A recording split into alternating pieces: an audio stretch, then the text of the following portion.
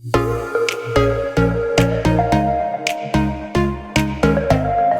Everyone, welcome to my channel brilliant minds. तो आज की इस वीडियो में हम क्लास 10 फाइनेंशियल मार्केट मैनेजमेंट का चैप्टर नंबर 1 इन्वेस्टमेंट बेसिक्स को कंटिन्यू करेंगे। हमारे प्रीवियस वीडियो में हमारा जो लास्ट टॉपिक हमने कवर किया था वो था हमारा various short term financial options available for investment. तो इस वीडियो में जो हमारा टॉपिक स्टार्ट करेंगे वो होगा हमारा what are various long term financial options available for investment. तो इस टॉपिक से लेके चैप्टर 1 के जो लास्ट टॉपिक है हमारा, वहाँ तक हम इस चैप्टर को कंटिन्यू करेंगे और इसी वीडियो में अपने चैप्टर 1 को कंप्लीट करेंगे। लेकिन अगर आपको कोई एक स्पेसिफिक टॉपिक पढ़ना है तो उसका टाइम मैंने डिस्क्रिप्शन बॉक्स में दे दिया है, आप चाहो तो वहाँ से चेक कर सकते हैं। तो अब अपना चैप्टर बिगिन करते हैं। चैप्टर का फर्स्ट टॉपिक जो है हमारा, यानी कि हमारी इस वीडियो का फर्स्ट टॉपिक वो है हमारा what are various long term financial options available for investment. यानी कि हमारे लिए अगर कोई लॉन्ग टर्म फाइनेंशियल इन्वेस्टमेंट करना चाहता है तो उसके लिए क्या क्या ऑप्शंस हैं करने के लिए, इन्वेस्टमेंट करने के लिए। तो अपना इन्वेस्टमेंट के ऑप्शंस चेक कर लेते हैं। फर्स्ट है पोस्ट ऑफिस सेविंग स्कीम्स, यानी कि हम क्या कर सकते हैं, अपनी पोस्ट ऑफिस जो सेविंग स्कीम्स होती हैं उसमें हम लॉन्ग टर्म फाइनेंशियल इन्वेस्टमेंट कर सकते हैं। Public provident fund, public provident fund को हम पीपीएफ भी बोलते हैं।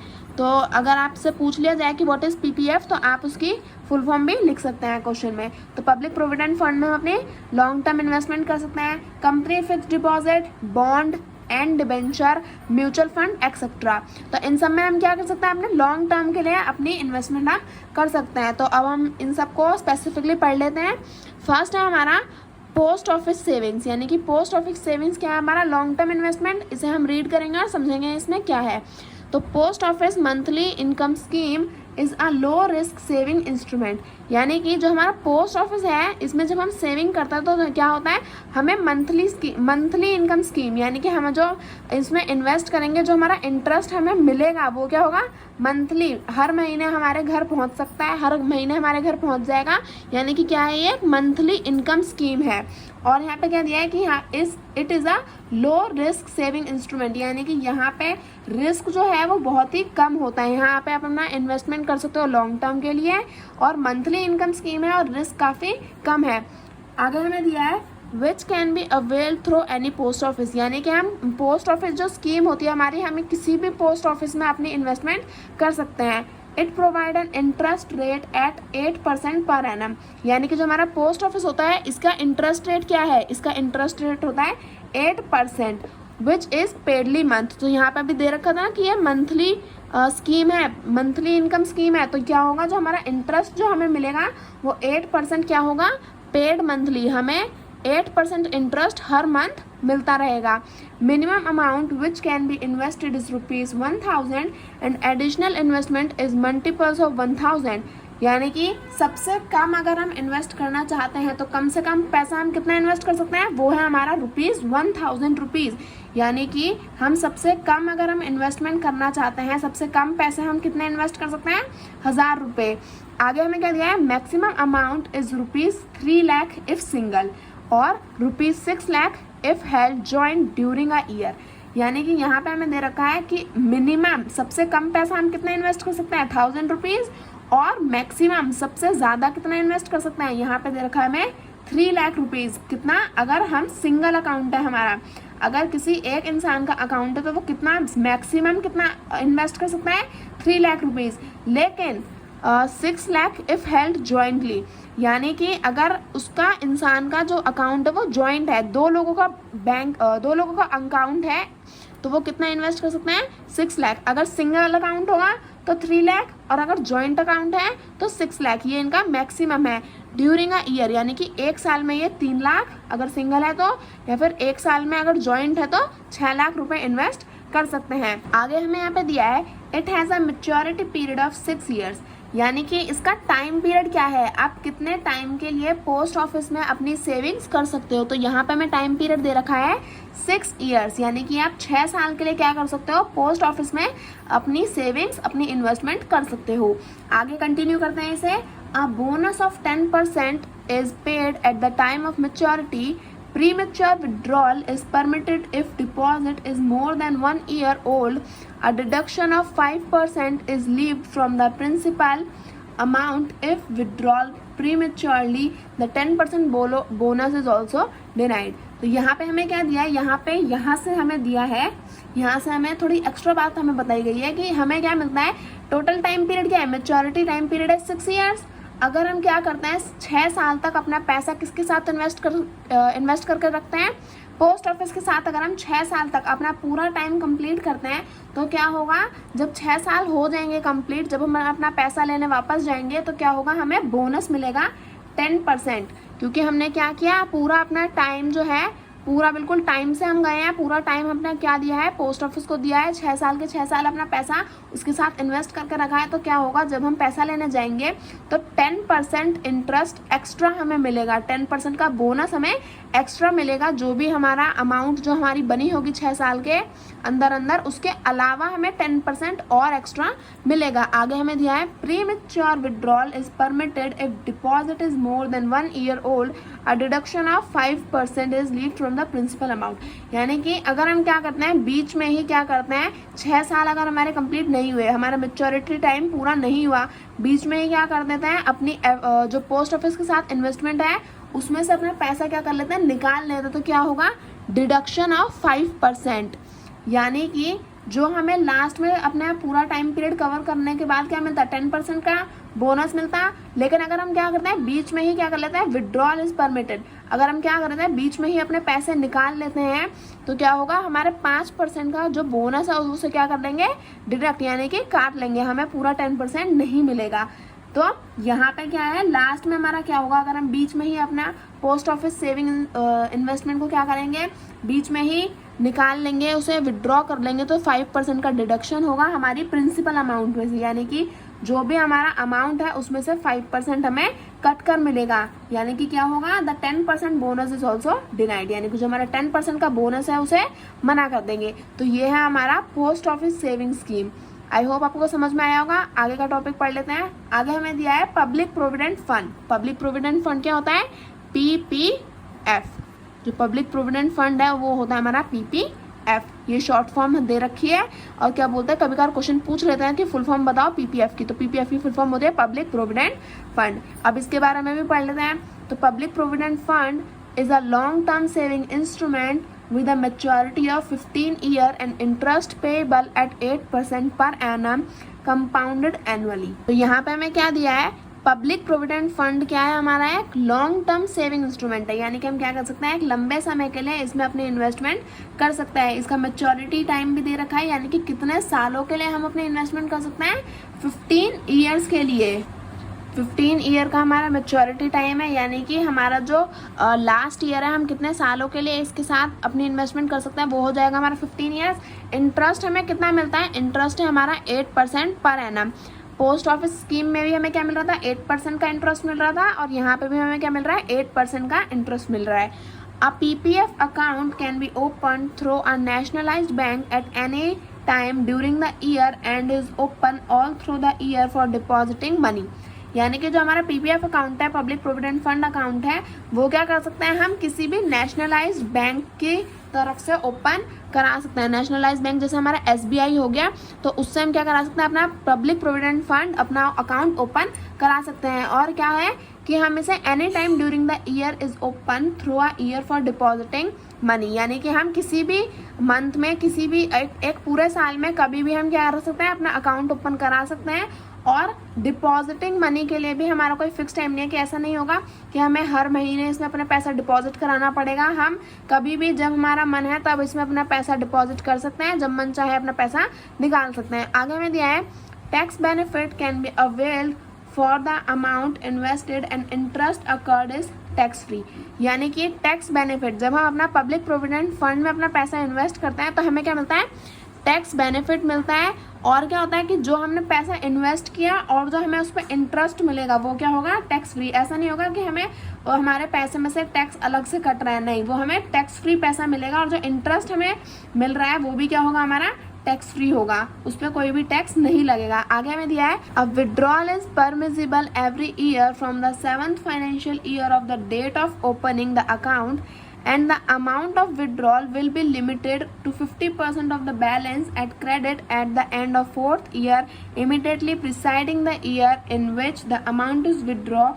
और eight the end of the preceding year whichever is lower the amount of loan if any। यहाँ पे हमें क्या दे रखा है, यहाँ पे हमें दे रखा है कि यहाँ पे एक तो टैक्स बेनिफिट होगा और जो इंटरेस्ट मिलेगा वो भी टैक्स फ्री होगा। उसके आगे में दिया है कि जो अकाउंट है इसमें जब हम अपना पैसा हम कब निकाल सकते हैं, तो ये जो हमारा हमने अपना पीपीएफ फंड अकाउंट ओपन किया है इसमें हम अपना पैसा कौन से ईयर से निकाल सकते हैं, 7th फाइनेंशियल ईयर, यानी कि टोटल टाइम क्या है 15 ईयर्स। तो यानी कि हम अपना पैसा जब हमारे 7 साल हो जाएंगे इसके साथ, इस पब्लिक प्रोविडेंट फंड अकाउंट के साथ, तो 7 साल के बाद क्या करा सकते हैं, हम अपना पैसा निकाल सकते हैं। यानी कि अगर हमने 1 जनवरी 2020 में अपना अकाउंट क्या किया था, ओपन किया था, तो अब टोटल टाइम क्या है 15 ईयर्स।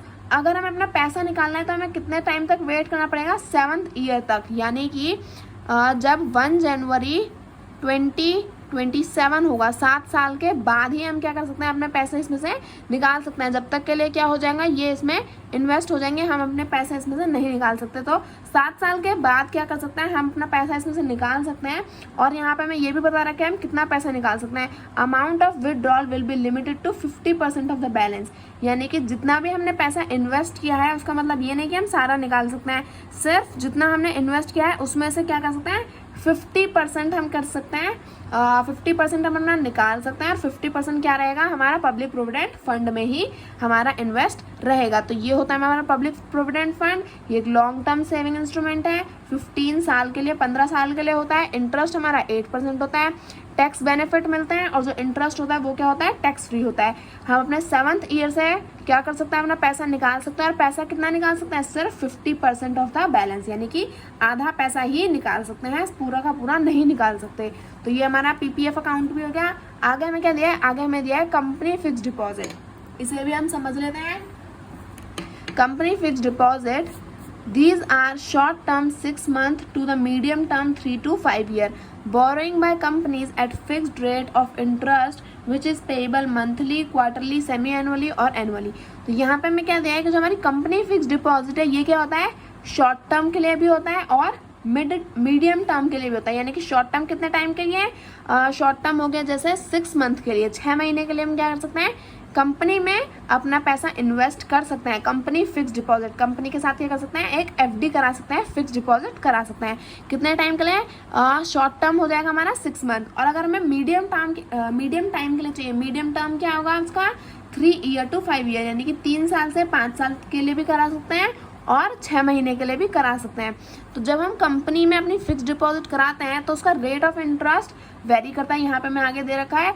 और क्या है, जो हमारा इंटरेस्ट जो होगा वो हमें कैसे मिलेगा, मंथली, पेएबल मंथली। यानी कि अगर हमने एफडी कराई है कंपनी के साथ, जो हमारा इंटरेस्ट हमें मिलेगा वो क्या हो सकता है, हमें महीने से महीने भी दे सकते हैं, क्वार्टरली यानी कि हर 3 महीने में भी दे सकते हैं। क्वार्टर कितने होते हैं साल में, साल में 3 क्वार्टर होता है ना, 4-4 मंथ के।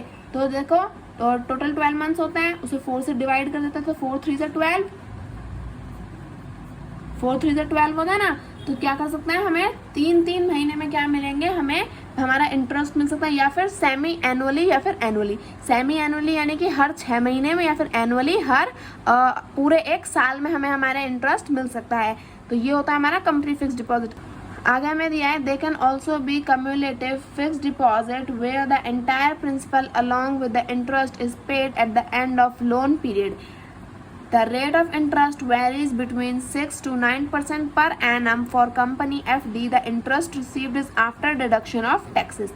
तो यहाँ पे हमें क्या दे रखा है, यहाँ पे हमें दे रखा है कि they can be cumulative fixed deposit with the entire principal along with the interest is paid at the end of loan period। यहाँ पे लोन पीरियड का क्या मतलब है कि जैसे यहाँ तो हम मंथली ले सकते हैं अपने पैसे, क्वार्टरली ले सकते हैं हर 3 महीने में, 6 महीने में, या फिर पूरे 1 साल में भी ले सकते। तो यहाँ पे हमें वही बता रखा है कि अगर आप चाहो तो कंपनी से अपना जो इंटरेस्ट है और जो प्रिंसिपल अमाउंट है, जो भी पैसा आपने कंपनी के साथ डिपॉजिट किया है, जो भी आपने इन्वेस्ट किया है कंपनी के साथ, वो पैसा, उसके साथ साथ जो इंटरेस्ट है वो क्या कर सकते हो, एक जो पीरियड है, interest is paid at the end of the loan period, यानी कि एकदम जो लास्ट जो आपने टाइम रखा होगा, 6 महीने के लिए इन्वेस्टमेंट किया है, जितने भी टाइम के लिए इन्वेस्टमेंट किया है, उसके लास्ट टाइम पे आप क्या कर सकते हैं, अपना प्रिंसिपल अमाउंट यानी कि जो आपने इन्वेस्ट किया था वो पैसा, उसके साथ साथ जो उसके ऊपर इंटरेस्ट बनता है वो पैसा क्या कर सकते हो, अपने एंड पीरियड पे उसके कंपनी से ले सकते हो। और the interest of the rate of interest varies between 6% to 9% per annum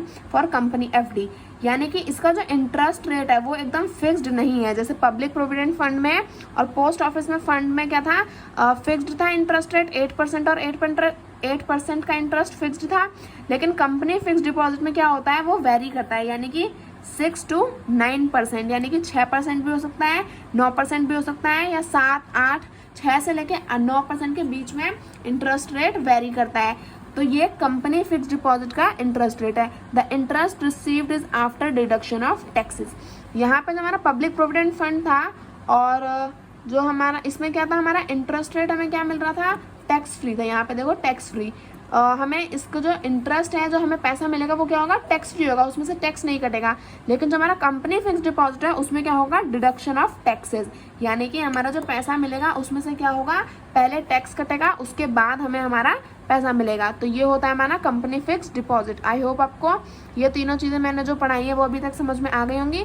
अब जो हमारा इसमें इस पेज का लास्ट टॉपिक है बॉन्ड्स, उसे भी एक बार ही समझ लेते हैं। तो बॉन्ड्स क्या है, bonds it is a fixed income debt instrument issued for a period of more than 1 year with the purpose of raising capital। यानी कि बॉन्ड्स क्या होता है, ये हमारे फिक्स्ड इनकम डेप्ट इंस्ट्रूमेंट होते हैं। डेप्ट इंस्ट्रूमेंट अभी हम नेक्स्ट पेज पे पढ़ेंगे। तो ये क्या होता है, हमारे फिक्स्ड इनकम इंस्ट्रूमेंट है, यानी कि हम इसमें अपनी अमाउंट इन्वेस्ट कर देते हैं, फिक्स्ड अमाउंट इन्वेस्ट कर देते हैं। उसके बाद क्या होता है, ये कितने टाइम पीरियड के लिए, यहाँ पे हमें टाइम पीरियड भी दिखाया है, टाइम पीरियड भी दे रखा है, मोर देन 1 ईयर, यानी कि 1 साल से ज़्यादा के लिए हम क्या करते हैं, बॉन्ड में अपनी इन्वेस्टमेंट करते हैं। किस पर्पज से, हमारा इरादा क्या होता है बॉन्ड में इन्वेस्ट करने का, ताकि हमारा क्या हो, राइजिंग कैपिटल, जो पैसा हमने इन्वेस्ट किया है वो क्या हो, बढ़ता रहे, उस पर कैपिटल जो है, जो हमारा कैपिटल है यानी कि जो हमारा पैसा है वो क्या हो, राइज हो, यानी कि बढ़ता रहे।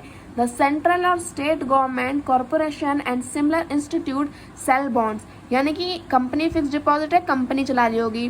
तो ये बॉन्ड्स कौन चलाता है, बॉन्ड्स जो होते हैं ये हमारी सेंट्रल और स्टेट गवर्नमेंट जो होती है वो इसका ध्यान रखते हैं, और कॉर्पोरेशन एंड सिमिलर इंस्टीट्यूट, ये जो होती है सेंट्रल स्टेट और गवर्नमेंट स्टेट और इन्हीं से बने हुए जो इंस्टीट्यूट होते हैं, यानी कि इन्हीं से जुड़ी हुई जो कंपनीज होती हैं वो क्या करती हैं, बॉन्ड्स को सेल करती हैं, यानी कि बॉन्ड्स को बेचती हैं। तो समझ में आ गया होगा आपके कि बॉन्ड्स को कौन सेल करता है, सेंट्रल और स्टेट गवर्नमेंट सेल करती है। आगे हमें दिया, a bond is generally a promise to repay the principal along with a fixed rate of interest on a specific date called the maturity date।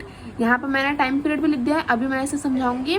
तो बॉन्ड क्या होता है, बॉन्ड होता है जनरली एक प्रॉमिस होता है। क्या प्रॉमिस होता है कि हम क्या करेंगे, जो आपका प्रिंसिपल अमाउंट है, प्रिंसिपल अमाउंट मैंने पहले भी समझाया था, प्रिंसिपल अमाउंट हमारा होता है, फॉर एग्जांपल हमने 2 लाख रुपए की इन्वेस्टमेंट करी थी, तो 2 लाख रुपए हमने इन्वेस्ट किए थे, अभी इस पर कुछ इंटरेस्ट नहीं लगाए, तो जो अमाउंट हमने इन्वेस्ट करी है वो क्या होता है, हमारा प्रिंसिपल अमाउंट होता है। तो हमने जो भी अमाउंट इन्वेस्ट करा है बॉन्ड में, तो उसमें क्या करते हैं, हमसे प्रॉमिस करते हैं कि जो हमारा प्रिंसिपल होगा उसमें हम क्या करेंगे, फिक्स्ड रेट ऑफ इंटरेस्ट, जो भी इसमें बॉन्ड में इंटरेस्ट होगा उसके साथ हमें क्या करेंगे, प्रिंसिपल अमाउंट और इंटरेस्ट के साथ हमें हमारा पैसा वापस करेंगे। कब, जब एक स्पेसिफिक डेट, एक डेट होती है जिसमें हम जो हमारे रिटर्न डॉक्यूमेंट्स होते हैं उसमें सब कुछ लिखा होता है कि क्या इन्वेस्टमेंट है, कितने टाइम के लिए है, रेट ऑफ इंटरेस्ट क्या है, तो कितने टाइम बाद हमें हमारा पैसा मिल जाएगा। तो ये जो स्पेसिफिक डेट है इसे हम क्या बोलते हैं, द मैच्योरिटी डेट। तो ये कितने टाइम के लिए होता है, बॉन्ड्स को आप 1 to 30 ईयर, यानी कि 1 साल के लिए भी कर सकते हो, यानी कि कम से कम 1 साल और ज़्यादा से ज़्यादा 30 साल। तो ये इसका टाइम पीरियड है। 1 to 30 ईयर्स के लिए हम क्या कर सकते हैं, बॉन्ड में अपना पैसा इन्वेस्ट कर सकते हैं। तो आई होप आपको इस पेज पे जितने भी लॉन्ग टर्म फाइनेंशियल ऑप्शंस हैं वो सारे समझ में आ गए होंगे। नेक्स्ट पेज पे जो हमारा म्यूचुअल फंड्स वाला टॉपिक है उसे भी हम कवर करेंगे। तो नेक्स्ट पेज स्टार्ट करते हैं। तो ये हमारा म्यूचुअल फंड्स वाला टॉपिक है, ये रहा हमारा म्यूचुअल फंड्स। तो अब हम पढ़ेंगे व्हाट आर म्यूचुअल फंड्स, ये म्यूचुअल फंड्स क्या होता है। तो इसका पैराग्राफ भी हम रीड कर लेते हैं और समझ लेते हैं कि म्यूचुअल फंड्स क्या चीज़ है। तो these are funds operated by an investment company which raise money from the public and invest in a group of assets, share, debenture etcetera. तो यहाँ पे मैं क्या दे रखा है, जो हमारे बॉन्ड्स थे, यहाँ पे देखो म्यूचुअल फंड्स को कौन ऑपरेट करता है, म्यूचुअल फंड्स को ऑपरेट करता है एक इन्वेस्टमेंट कंपनी, यानी कि एक प्राइवेट कंपनी ऑपरेट करती है। लेकिन जो हमारे बॉन्ड्स होते हैं उन्हें कौन ऑपरेट करता है, उन्हें ऑपरेट करता है सेंट्रल और स्टेट गवर्नमेंट। जो बॉन्ड्स होते हैं वो हमारे सेंट्रल और स्टेट गवर्नमेंट ऑपरेट करती है, और जो हमारे म्यूचुअल फंड्स है उसे कौन ऑपरेट करता है, एक इन्वेस्टमेंट कंपनी ऑपरेट करती है। आगे में दिया है म्यूचुअल फंड्स होता क्या है। Mutual funds raise money from the public and invest in a group of assets, share, debenture etcetera. यानी कि म्यूचुअल फंड्स क्या करती है, पब्लिक से पैसा ले लेती है। सारी पब्लिक क्या करती है, जिसको भी इन्वेस्ट करना होता है म्यूचुअल फंड्स में, वो क्या करते हैं, म्यूचुअल फंड्स में पब्लिक अपना पैसा इन्वेस्ट करती है और म्यूचुअल फंड्स पब्लिक के पैसे को एक्स्ट्रा यानी कि इंटरेस्ट या फिर राइज करने के लिए, पैसे को बढ़ाने के लिए क्या करती है, इस पैसे को इन्वेस्ट करते हैं ग्रुप ऑफ असेट्स। असेट्स मैंने आपको पहले भी बताया था, वैल्यूएबल थिंग्स, जिसमें हमारा क्या हो, पैसा बढ़े। तो म्यूचुअल फंड्स जो कंपनी है वो इस पैसे को, पब्लिक के पैसे को इन्वेस्ट कर देती है असेट्स में। कौन से असेट्स में, शेयर, डिबेंचर्स। तो शेयर भी हम नीचे पढ़ेंगे और डिबेंचर्स भी हम नीचे ही पढ़ेंगे। तो नीचे वाले टॉपिक्स में शेयर और डिबेंचर है, उन्हें हम अच्छे से रीड कर लेंगे। तो अपना ग्रुप ऑफ असेट्स को हम पब्लिक का जो पैसा है वो हम इन दोनों चीज़ों में या फिर किसी और चीज़ में जिसमें हमारा पैसा बढ़े, उसमें क्या करती है, म्यूचुअल फंड्स इन्वेस्ट करती है। In accordance with the state of objectives, it is substituted for those who are unable to invest directly in equities or debt because of resource, time और knowledge constraints। यानी कि यहाँ पे हमें दे रखा है कि म्यूचुअल फंड्स किसके लिए सब्सटीट्यूट यानी कि किसके लिए बेहतर है, किन लोगों के लिए अच्छी है। ज़्यादा उन लोगों के लिए अच्छी है जो क्या है, अनेबल टू इन्वेस्ट डायरेक्टली, यानी कि जिन्हें जो अभी अनेबल है, जिन्हें पता नहीं है, या फिर यहाँ पे देखो हमें दे रखा है ना, बिकॉज ऑफ रिसोर्स, टाइम और नॉलेज, यानी कि जिन लोगों को अभी अच्छे से समझ नहीं है, पता नहीं है किस में इन्वेस्ट करने से, इक्विटीज़ और डेप्ट में जो लोग इन्वेस्ट नहीं कर सकते बिकॉज ऑफ, क्योंकि उन्हें इतनी नॉलेज नहीं है कि डेप्ट और इक्विटीज़ में कैसे इन्वेस्ट करते हैं, उतना टाइम नहीं है, उतने रिसोर्स नहीं है कि डेप्ट और इक्विटीज़ में इन्वेस्ट करें, तो वो लोग क्या करते हैं, अपना पैसा म्यूचुअल फंड्स में इन्वेस्ट करते हैं। तो जिन लोगों के पास इतनी नॉलेज नहीं होती कि इक्विटीज़ और डेप्ट में कैसे अपना पैसा इन्वेस्ट करते हैं, वो लोग क्या करते हैं, म्यूचुअल फंड्स में अपना पैसा इन्वेस्ट कर देते हैं। तो जिन लोगों के पास नॉलेज नहीं है वो ये म्यूचुअल फंड्स उनके लिए ज़्यादा बेहतर है। आगे हमें रखा है benefits include professional money management, buying in small accounts and diversification. Mutual funds units are issued and redeemed by the fund management company based on the fund net assets value NAV। तो यहाँ पे हमें क्या दे रखा है, यहाँ पे हमें दे रखा है कि म्यूचुअल फंड्स में क्या होता है, हमारा जो पैसा हमने इन्वेस्ट किया है उसमें क्या होगा, हमें काफ़ी ज़्यादा बेनिफिट्स होते हैं। हमें जो इनकम होती है, जो हमने पैसा इन्वेस्ट किया है वो हमेशा बढ़कर ही मिलता है। ज़्यादातर इनका यही मेन ऑब्जेक्टिव होता है कि इनका पैसा क्या हो, जो भी लोगों ने इन्वेस्ट किया है वो क्या हो, बढ़ता रहे, कम ना हो। इनका ये मेन ऑब्जेक्टिव रहता है। तो हमें बेनिफिट्स होता है। और यहाँ पे क्या देखा है, mutual funds unit are issued and redeemed by the fund management company. यानी कि जो म्यूचुअल फंड्स है इसका जो ये इशू कौन कराता है, फंड मैनेजमेंट कंपनी जो होती है, ये रही हमारा fund management company.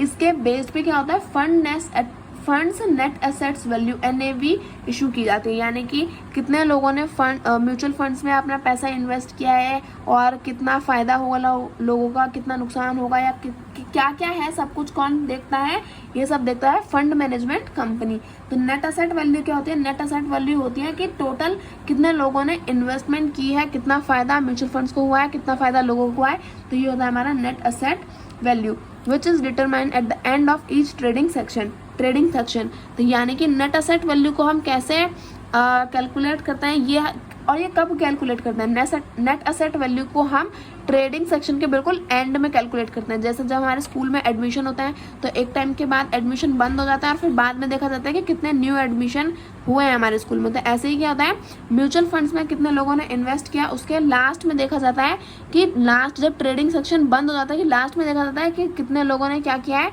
Mutual funds के साथ इन्वेस्टमेंट की है। तो वो सब देखा जाता है, फंड मैनेजमेंट कंपनी इस सब को इशू करती है।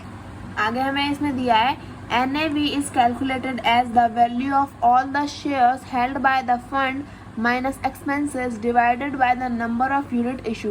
तो ये क्या है, ये इसका फॉर्मूला है। NAV अगर आपको कैलकुलेट करनी है तो आप कैसे कर सकते हो, शेयर्स जो हैं उसमें से उसके एक्सपेंसेस को माइनस करना है और जो आंसर आएगा उसे डिवाइड करना है उसके यूनिट जो भी हमारी गिवन है। तो उससे क्या होगा, हमारा NAV हम निकाल सकते हैं। तो ये NAV निकालने का यानी कि नेट एसेट वैल्यू निकालने का फॉर्मूला है। आगे इसमें कुछ भी नहीं है, यहाँ पे बस ये जो लाइन्स हैं ये थोड़ी सी इंपॉर्टेंट है। Mutual funds are usually long term investment vehicle through there are some categories of mutual funds such as money market mutual funds which are short term instruments। यानी कि म्यूचुअल फंड्स क्या होता है, mutual funds are usually long term, यानी कि ज़्यादातर क्या होता है बहुत से म्यूचुअल फंड्स जो होते हैं वो होते हैं लॉन्ग टर्म इन्वेस्टमेंट के लिए, यानी कि लंबे समय के लिए होते हैं। लेकिन म्यूचुअल फंड्स के कुछ ब्रांचेस होते हैं, कुछ और अलग तरह की कैटेगरीज होते हैं, जिसमें क्या होता है mutual funds such as money market mutual funds, जो हमने पीछे पढ़ा था। मनी मार्केट म्यूचुअल फंड्स क्या है हमारा, ये हमारा एक शॉर्ट टर्म है, लेकिन ये भी क्या है म्यूचुअल फंड्स का ही पार्ट है, लेकिन एक अलग ब्रांच है। ये शॉर्ट टर्म के लिए होती है, लेकिन ज़्यादातर म्यूचुअल फंड्स क्या होता है लॉन्ग टर्म के लिए होते हैं। तो म्यूचुअल फंड्स में बस इतना ही था। आई होप आपको म्यूचुअल फंड्स अच्छे से समझ में आ गया होगा। अब अपना नेक्स्ट टॉपिक स्टार्ट करते हैं, what is meant by stock exchange. तो यहाँ पे हमें दे रखा है the security contract regulation act 1956 SCARA defines stock exchange as a body of individuals whether incorporated or not constituted for the purpose of assisting, regulating or controlling the business of buying, selling or dealing securities। तो यहाँ पे मैं क्या दे रखा है, stock exchange क्या होता है, the security contract regulation act जो है हमारा 1956 के तहत हमें क्या बता रखा है, हमें स्टॉक एक्सचेंज को यहाँ पर डिफाइन कर रखा है। तो जो हमारा स्टॉक एक्सचेंज होता है ये क्या होता है, यहाँ पे हमें दिया है as a body of individuals, यानी कि ये कुछ लोगों को क्या होता है ग्रुप होता है। और इसमें क्या होता है, ये हमें क्या बताता है, ये हमें डिफाइन करता है वेदर इनकॉर्पोरेटेड और not constituted for the purpose of assisting, regulating और controlling the business of buying, selling और डीलिंग इन सिक्योरिटीज। सिक्योरिटीज क्या होती हैं, सिक्योरिटीज हमारी इक्विटी, शेयर, स्टॉक, बॉन्ड्स, ये सब क्या होते हैं, ये सब हमारा सिक्योरिटीज का पार्ट होता है। तो यही, तो यहाँ पे क्या होता है, ये जो हमारी इन्वेस्टमेंट वाली जो चीज़ें होती हैं ना, उसे हम बोलते हैं अपनी सिक्योरिटीज। जिन जिन चीज़ों में आप अपना इन्वेस्ट कर सकते हैं, जो फाइनेंशियल असेट्स जो होते हैं वो हमारे सिक्योरिटीज़ में आते हैं। तो यहाँ पे हम क्या करते हैं, स्टॉक एक्सचेंज में हम बिजनेस करते हैं अपनी सिक्योरिटीज़ को बेचने का, यानी कि जैसे हम इक्विटी और शेयर अभी यहाँ पे पढ़ेंगे तो आपको और अच्छे से समझ में आएगा। यानी कि जो बिजनेस होता है, यानी कि स्टॉक एक्सचेंज में हम क्या कर सकते हैं, अपनी सिक्योरिटीज़ को बेच सकते हैं, खरीद सकते हैं और औरों की सिक्योरिटीज़ के साथ क्या कर सकते हैं, डील कर सकते हैं। तो ये हमारा स्टॉक एक्सचेंज हमें डिफाइन करता है। आगे हमें दिया है stock exchange could be a regional stock exchange whose area is operation jurisdiction is specified at the time of its recognition as national exchange, which are permitted to have nationwide trading since inception. NSE was incorporated as a national stock exchange। यानी कि stock exchange क्या होता है, stock exchange हमारा regional stock exchange भी हो सकता है। रीजनल यानी कि एक एरिया का स्टॉक एक्सचेंज, यानी कि उस एरिया का ही। फॉर एग्जांपल दिल्ली का जो स्टॉक एक्सचेंज होगा वो दिल्ली में ही काम करेगा, वो महाराष्ट्र जाके काम नहीं कर सकता। तो एक होता है रीजनल स्टॉक एक्सचेंज, यानी कि हम एक ही एरिया, एक ही रीजन में जो स्टॉक एक्सचेंज होता है जो उसी की एरिया के पास काम करता है, तो वो होता है हमारे रीजनल स्टॉक एक्सचेंज। और जो हमारे नेशनल एक्सचेंज होते हैं, यानी कि जो नेशन वाइड पूरे इंडिया के लिए होते हैं, वो होते हैं हमारे नेशन वाइड ट्रेडिंग। जैसे कि NSE national stock exchange was incorporated as a national stock exchange, यानी कि NSE जो है वो पूरे नेशन के लिए, पूरे इंडिया के लिए स्टॉक एक्सचेंज है। लेकिन कुछ होते हैं रीजनल और कुछ होते हैं नेशन वाइड स्टॉक एक्सचेंज। तो रीजनल जो होते हैं जो एक ही एरिया में काम करेंगे, और जो नेशन वाइड होते हैं वो पूरे नेशन के लिए होते हैं। तो ये होता है हमारा स्टॉक एक्सचेंज। आगे हमें दिया है व्हाट इज एन इक्विटी और शेयर्स। अब हमारा जो नया टॉपिक है व्हाट इज इक्विटी और शेयर, इसे भी हम स्टार्ट कर लेते हैं। तो यहाँ पे हमें दे रखा है total equity capital of a company is divided into equal unit of small denomination called each a share. यानी कि हमारी इक्विटी क्या होती है, एक कंपनी है उसमें जितने भी शेयर्स होंगे, टोटल यूनिट, यानी कि एक कंपनी है उसमें उसके हम जितने भी स्मॉल पार्ट्स कर सकते हैं, यूनिट ऑफ स्मॉल डिनोमिनेशंस, यानी कि जितने भी लोग उसके पार्ट होंगे उतने पार्ट्स हम क्या कर देंगे, उसे डिवाइड कर देंगे। और डिवाइड करने के बाद जो भी उस कंपनी की अमाउंट होगी, जो भी उस कंपनी का टोटल प्राइस होगा, जब हम उसे डिवाइड करेंगे तो वो क्या हो जाएगा, उसका एक शेयर हो जाएगा। यहाँ पे हमें एग्जाम्पल भी दिया था, एग्जाम्पल हम रीड कर लेंगे। For example in a company the total equity capital is ₹3 crore. तो यहाँ पे कंपनी की टोटल इक्विटी कितनी है, 3 crore, is divided into 20 lakh unit of ₹10 each. यानी कि यहाँ पे हमें क्या दे रखा है कि अगर एक जो कंपनी है उसकी टोटल इक्विटी, यानी कि उसकी टोटल प्राइस क्या है, 3 करोड़ है, 3 करोड़ है। तो अगर हम क्या करेंगे, उसके स्मॉल डिनोमिनेशन, उसे छोटे छोटे पार्ट में डिवाइड करेंगे। और अगर हमने एक कंपनी को डिवाइड किया उसके 20 लाख यूनिट्स में, तो जब हम डिवाइड करेंगे 3 करोड़ को 20 लाख से, तो हमारा आंसर क्या आएगा, यहाँ पे आएगा 15 ईच, यानी कि उसके एक शेयर की प्राइस क्या होगी, उसके एक शेयर की प्राइस होगी यहाँ पे 15, यहाँ पे बुक में गलत दिया है 10 दे रखा है, यहाँ पे क्या हो जाएगा 15 हो जाएगा, यानी कि उसके एक शेयर की प्राइस क्या हुई 15 रुपीज। तो ये होती है हमारी share. Thus the company then is said to have 20 lakh equity share of ₹15 each. The holder of such shares are a member of the company and having voting rights, यानी कि जो हमारी कंपनी है उसमें टोटल 20 लाख इक्विटी शेयर्स हैं और share कितने price के हैं, यानी कि हम शेयर्स को कितने रुपीज़ में खरीद सकते हैं 15 रुपीज़ में। तो जिन जिन लोगों ने वो शेयर्स खरीदे होंगे तो वो क्या होंगे, उस कंपनी का एक पार्ट होंगे, मेंबर होंगे उस कंपनी का, और उनके पास क्या होगा एक वोटिंग राइट। तो ये हमारी इक्विटी और शेयर्स होते हैं। तो ये टॉपिक भी हमारा कंप्लीट हो गया। अब हम पढ़ेंगे व्हाट इज डेब्ट इंस्ट्रूमेंट। डेब्ट इंस्ट्रूमेंट हमारा क्या होता है। What is a debt instrument?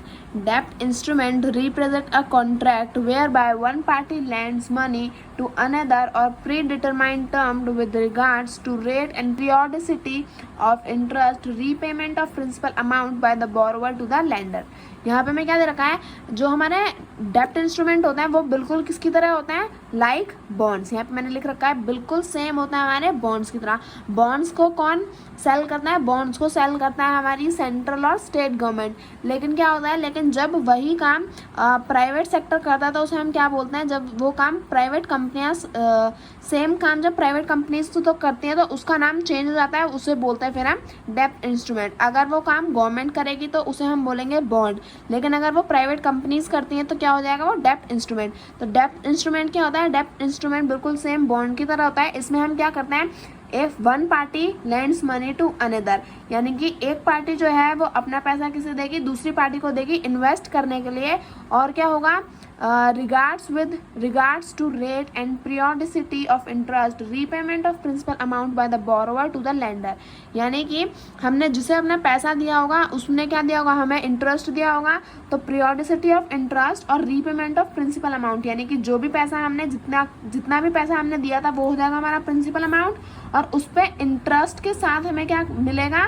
हमें हमारा पैसा वापस मिलेगा। यानी कि जिसको हमने दिया था वो हमारा बोरोवर था और लेंडर हम थे, यानी कि ए पर्सन ने क्या किया, 2 लाख रुपए किसे दिए, बी पर्सन को दिए। तो एक टाइम के बाद डिटरमाइंड टर्म्स, यानी कि एक टाइम के बाद क्या होगा, जैसे 2 साल के लिए इन्वेस्टमेंट थी तो 2 साल के बाद बी पर्सन जिसको हमने अपने पैसे दिए थे वो हमें इंटरेस्ट जो भी था हमारी इन्वेस्टमेंट पे, इंटरेस्ट के साथ हमारे 2 लाख रुपए क्या करेगा, हमें वापस करेगा। तो सेम ऐसा बॉन्ड्स में भी होता है और सेम ऐसा डेप्ट इंस्ट्रूमेंट में भी होता है। तो आगे बढ़ते हैं। In an Indian security market, the term bond is used for debt instrument issued by the central or state government and public sectors organization, and the term debenture is used for the instrument issued by the private corporate sector. मैंने अभी बताया था कि जो Indian security market होती है उसमें जो बॉन्ड होता है ना, बॉन्ड वर्ड वो कौन यूज करता है, वो बॉन्ड जो होता है वो सेम हमारा डेप्ट इंस्ट्रूमेंट होता है। और बॉन्ड वर्ड कौन यूज करते हैं, सेंट्रल और स्टेट गवर्नमेंट यूज करती है। अगर सेम काम अगर हम अपना इन्वेस्टमेंट सेंट्रल और स्टेट गवर्नमेंट के साथ करेंगे तो वो क्या हो जाएगा, वो हो जाएगा बॉन्ड। लेकिन अगर हम क्या करें, यही सेम काम प्राइवेट कॉर्पोरेट सेक्टर्स करेंगे तो वो क्या हो जाएगा, या तो हम डेप्ट इंस्ट्रूमेंट कहेंगे या फिर डिबेंचर कहेंगे। तो आई होप आपको डेप्ट इंस्ट्रूमेंट भी अच्छे से समझ में आ गया होगा। लास्ट टॉपिक इस पेज का जो है व्हाट इज डेरिवेटिव्स, इसे भी हम कंप्लीट कर लेते हैं। So what is a derivatives, derivatives क्या होता है, derivative is a product whose value is derived from the value of one और more basic variables called underlying. The underlying asset can be equity, index, foreign exchange, forex, commodity or any other assets. तो यहाँ पे हमें derivatives का मतलब क्या दिया है, डेरिवेटिव्स सिंपल वर्ड्स में कहें तो डेरिवेटिव्स क्या होता है, 2 या 2 से ज़्यादा लोगों के बीच में जो कॉन्ट्रैक्ट होता है उसे हम क्या कहते हैं, डेरिवेटिव्स कहते हैं। तो और कॉन्ट्रैक्ट किस बेसिस पे होता है कि जो अंडरलाइंग असेट्स यानी कि जैसे हमारे फाइनेंशियल असेट्स होते हैं ना उसके बेसिस पे हम अपना कॉन्ट्रैक्ट करते हैं। यानी कि हम एक पार्टी या दूसरी पार्टी को पैसे देगी किसके ऊपर, जैसे equities, index, foreign exchange. Equities अभी हमने यहाँ पे पढ़ा था, देखो यहाँ पे जैसे कंपनी है उसमें जितने भी पार्ट्स हैं अगर हम कंपनी को डिवाइड करते हैं जैसे यहाँ पे 20 लाख यूनिट्स में डिवाइड किया था तो यहाँ पे इक्विटी के शेयर होल्डर्स 15 रुपए का था, तो यहाँ पे 20 लाख लोग क्या कर सकते हैं, अपना इस कंपनी में पैसा लगा के क्या कर सकते हैं, यहाँ के शेयर होल्डर्स बन सकते हैं।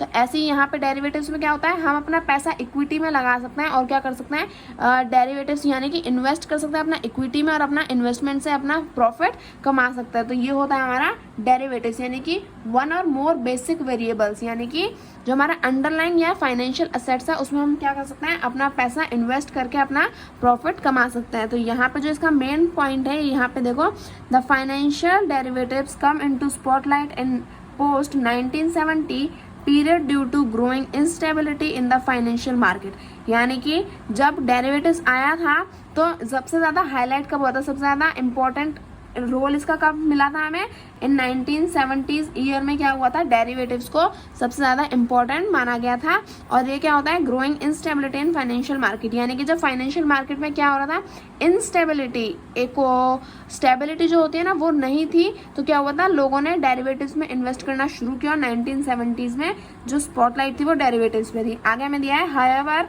Since their emergence these product have become very popular by 1990s, यानी कि जो 1990s में क्या होता है, डेरिवेटिव्स काफ़ी ज़्यादा पॉपुलर हो गए थे और लोगों ने में काफ़ी ज़्यादा इन्वेस्ट डेरिवेटिव्स में करना स्टार्ट कर दिया था। तो ये सारे इस पेज के सारे टॉपिक्स हमने कवर कर लिए हैं, और जो हमारे लास्ट 4 टॉपिक्स बचे हैं उन्हें भी हम क्या कर लेते हैं, कवर कर लेते हैं।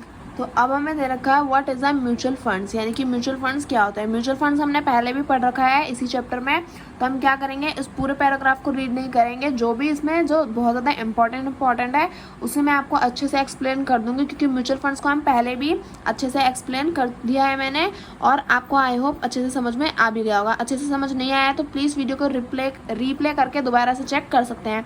तो अब हम स्टार्ट करते हैं, what is a mutual funds. Mutual funds क्या होते हैं, mutual funds is a body corporated registered with SEBI, Security Exchange Board of India, that pools money from individuals, corporate investors and invest the same in a variety of different financial instruments or securities such as shares, equities, government securities, bonds, debenture etcetera.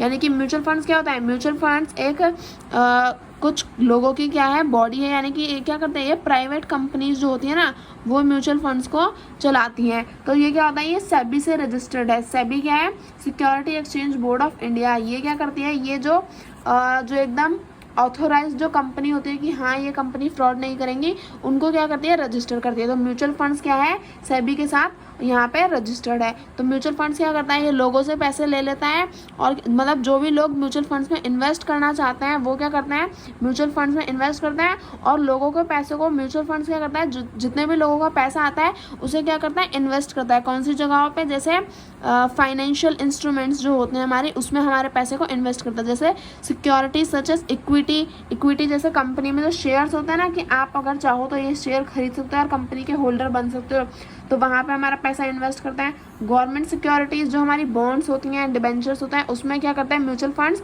लोगों के पैसे को invest करता है, ताकि क्या हो, लोगों को पैसे पे रिटर्न मिले और हमें क्या मिले, एक्स्ट्रा बेनिफिट मिले। तो mutual funds can thus be considered as a financial intermediary in the investment business that collect fund from the public, invest on the behalf of the investors.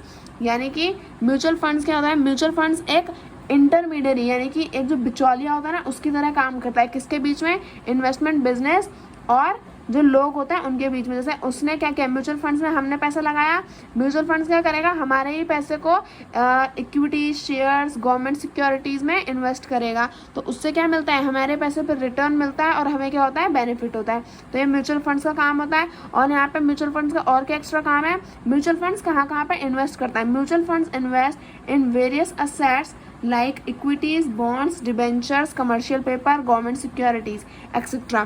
तो म्यूचुअल फंड्स कहाँ पे invest करता है, जो हमारी equities होती हैं, जो हमारे बॉन्ड्स जो हमारी सेंट्रल और स्टेट गवर्नमेंट सेल करती हैं उसमें हमारे पैसे को इन्वेस्ट करते हैं। डिबेंचर्स जो होते हैं हमारे, जो प्राइवेट सेक्टर्स जो हमें अलाउ करते हैं, इशू करता है, उसमें इन्वेस्ट कर सकते हैं। गवर्नमेंट सिक्योरिटीज़ हमारी बॉन्ड्स ही होती हैं। तो इन सब में क्या करता है हमारा म्यूचुअल फंड्स, जो लोगों से पैसा लिया होता है उसको इन्वेस्ट करता है, और क्या करता है, लोगों के पैसों की कैपिटल को क्या करता है, राइज करता है, यानी कि बढ़ाता है। तो ये काम होता है हमारे म्यूचुअल फंड्स का। तो आई होप आपको म्यूचुअल फंड्स अच्छे से समझ में आ गया होगा। आगे के जो हमारे लास्ट 3 टॉपिक्स हैं उन्हें पढ़ लेते हैं। What is an index, index क्या होता है। इंडेक्स काफ़ी इजी है। जैसे हमारी कॉपी के आगे एक इंडेक्स बना होता है ना, जिससे हमें पता चलता रहता है कि हाँ ये काम हो गया, ये रह गया। तो वैसे ही क्या होता है, जो हमारी सिक्योरिटी मार्केट होती है उसमें भी एक इंडेक्स होता है। An index shows how a specified portfolio of share prices are moving in order to give an indication of market trend.